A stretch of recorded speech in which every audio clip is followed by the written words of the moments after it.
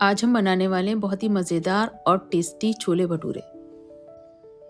अस्सलाम वालेकुम, welcome back in Yasmin recipes. आज हम बनाने वाले हैं छोले भटूरे जो कि खाने में बहुत ही टेस्टी और बहुत मज़ेदार हैं और भटूरे तो बहुत ही फूले हुए और बहुत सॉफ्ट।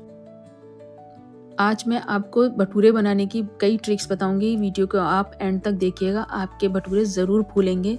इसमें मैं कई टिप्स देने वाली हूँ और छोले भी इस तरह से बनाऊंगी जो आपने कभी नहीं बनाए होंगे। अब इसके लिए सबसे पहले मैंने रात को आधा किलो चिकपीस भिगो दिए थे। सुबह ये फूल गए हैं, देखिए इस तरह के हो चुके हैं। अब जैसे कि हमें दोपहर में छोले भटूरे बनाने हैं तो उसका आटा आप सुबह में गूंद लीजिए। यहाँ मैंने सुबह ये आटा गूंदा है और 3-4 घंटे के लिए मुझे इसको छोड़ना है। तो यहाँ पर मैंने 3 कप मैदा ले लिया है और इसमें 1 टीस्पून नमक डाला है और 1 टीस्पून शक्कर और हाफ टी स्पून मैंने यहाँ पर खाने वाला सोडा ऐड किया है। अब 2 टेबल स्पून मैंने यहाँ पर दही ऐड किया है और सोडे को एक्टिवेट करने के लिए यहाँ पर मैंने नींबू के रस की सिर्फ 2-3 बूंद ऐड किए ताकि सोडा एक्टिवेट हो सके। अब हम दही को मैदे के साथ अच्छी तरह से मिक्स कर देंगे। इसको ऐसे ही सूखा अभी हाथों से मसल के खूब अच्छी तरह से मिक्स कर देंगे। अभी मैंने 1 कप पानी लिया है। अब पानी नॉर्मल टेम्परेचर पर है, ना गर्म है ना ठंडा है, सिर्फ नॉर्मल पानी लिया है मैंने। और इससे मैंने आटे में थोड़ा थोड़ा पानी डालकर बस इसी तरह से हाथों से मिक्स करना है जैसे कि मैं कर रही हूँ। इसको जैसे कि हम रोटी का आटा गूंथते हैं बहुत ज़्यादा फोल्ड दे देकर, वैसा नहीं करना है, सिर्फ पहले इसको मिक्स करना है हमें। अब इसमें 1 टेबल स्पून के करीब वेजिटेबल ऑयल ऐड करेंगे, इससे इसकी चिपकन ख़त्म हो जाएंगे। और इसको हम फिर अच्छी तरह से मिक्स करके जिस तरह से मैं गूंद रही हूँ इस तरह से गूंद लेना है। इससे क्या होगा कि आटे में एयर आएगी और भटूरे बहुत अच्छी तरह से फूलेंगे।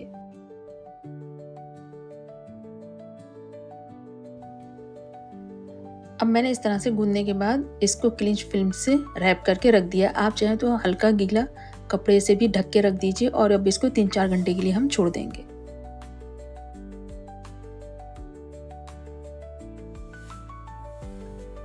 अब हम छोले बनाने की तैयारी करते हैं। उसके लिए मैंने कुकर को फ्लेम पर रख दिया है और अब इसमें मैंने मस्टर्ड ऑयल ऐड किया है। मस्टर्ड ऑयल मैंने यहाँ पर हाफ कप के करीब ऐड किया है।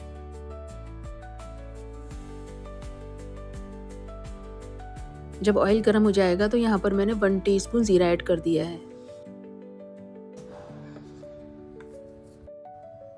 जब जीरा स्प्लैटर करने लगेगा उसके बाद मैंने यहाँ पर हाफ टी स्पून हींग ऐड कर दी है। अब यहाँ पर मैंने 2 मीडियम साइज़ के प्याज लिए हैं, उनको मैंने चॉप कर लिया है। उसको चॉप करने के बाद हम ऑयल में इसको भी ऐड कर देंगे। जब प्याज लाइट गोल्डन कलर की हो जाएगी तो यहाँ पर मैंने 2 टेबल स्पून लहसुन अदरक का पेस्ट ऐड कर दिया है।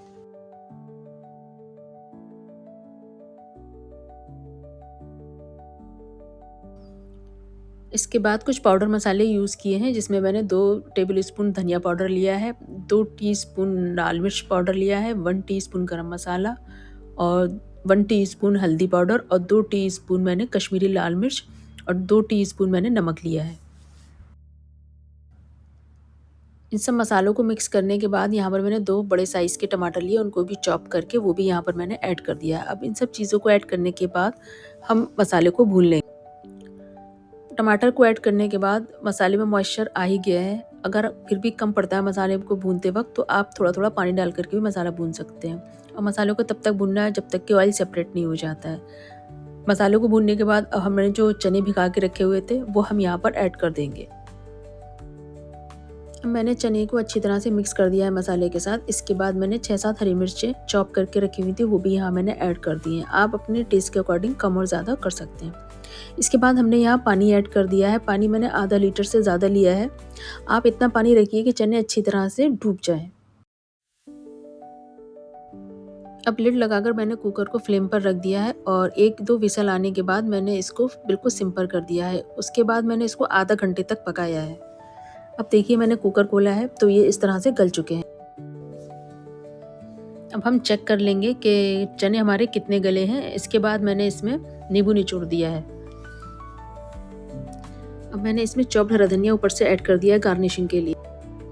लेकिन छोले मुझे थोड़े गाढ़े लग रहे थे इसलिए मैंने यहाँ पर थोड़ा पानी ऐड किया है इसकी कंसिस्टेंसी एडजस्ट करने के लिए। आप भी अपने टेस्ट के अकॉर्डिंग इसको कितना कंसिस्टेंसी रखनी है एडजस्ट कर सकते हैं। अब चलते हैं डो की तरफ, क्योंकि डो को हमने 2-3 घंटे के लिए छोड़ा हुआ था, तो ज़ाहिर सी बात है ये फर्मेंट हो जाएगा और इसका वॉल्यूम भी थोड़ा बढ़ गया है। इसके बाद अब हम 2-3 फोल्ड देंगे इसको, ताकि ये और चिकना और स्मूथ हो सके। अब हमें जितने साइज़ के भटूरे बनाने हैं, अब हम इसकी लोइयाँ काट के रख लेंगे। उसके लिए मैंने यहाँ पर हाथों में थोड़ा-सा ऑयल स्प्रे किया है, ताकि हाथ चिकने रहें। इसके बाद मैंने, देखिए जिस तरह से मैंने इसमें से लोइयाँ काटी हैं, इसको पहले डो को बनाया है और इस तरह से आप उसी तरह से इसकी लोइयाँ बनाइएगा, क्योंकि जैसे हम रोटियों की लोइयाँ बनाते हैं, इसकी हमें वैसे नहीं बनाना है। उससे क्या होगा, उसमें 2-3 फोल्ड आ जाते हैं, तो फिर भटूरे फूलते नहीं हैं। हम लोइयों को पहले से ही काट के बना के रख लेंगे, ताकि ये थोड़ी देर के लिए सेट हो जाएँ, क्योंकि बेलते वक्त मैदा जो है अक्सर अपनी शेप पर आ जाता है। तो अगर हम पहले से लोइयाँ बना लेंगे तो हम आसानी से बेल पाएंगे। इन सभी लोइयों को एक हल्के नम कपड़े से हमें ढक के रखना है। इसके बाद बनाते वक्त हम एक एक लोई उठाएंगे और इसको इस तरह से हाथों की मदद से थोड़ा सा फैलाएंगे, और उसको चिपके नहीं, उसके लिए मैंने यहाँ पर ऑयल को स्प्रे किया है। आप चाहें तो रोलर पिन से भी इसको थोड़ा थोड़ा फैला सकते हैं।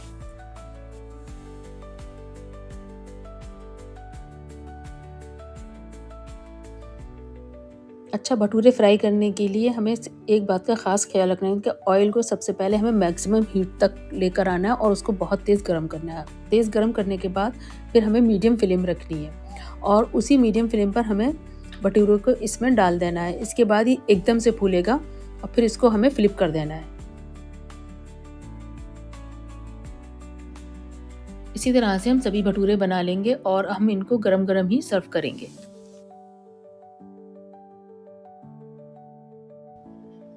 देखिए इस तरह से आप फॉलो कीजिएगा, आपके भटूरे भी इसी तरह से बनकर तैयार होंगे, फूले हुए। देखिए बिल्कुल एक-एक परत बिल्कुल अलग है। मैं आपको इसको तोड़ करके दिखाती हूँ, ये बहुत अच्छे बनकर तैयार हुए। इसको सर्व करते वक्त अचार रखिए, इसके साथ प्याज रखिए कटी हुई। ये एक कॉम्बिनेशन प्लेट है बिल्कुल। आप इस तरह से इसको बनाकर खाइए, बहुत मज़ा आने वाला है आपको। अगर मेरी रेसिपी आपको पसंद आती है तो प्लीज़ मेरी रेसिपी को लाइक और शेयर कीजिए, और अगर मेरे चैनल पर आप न्यू हैं तो मेरे चैनल को सब्सक्राइब कीजिए, ताकि आपको इसी तरह की वीडियो मिलती रहे।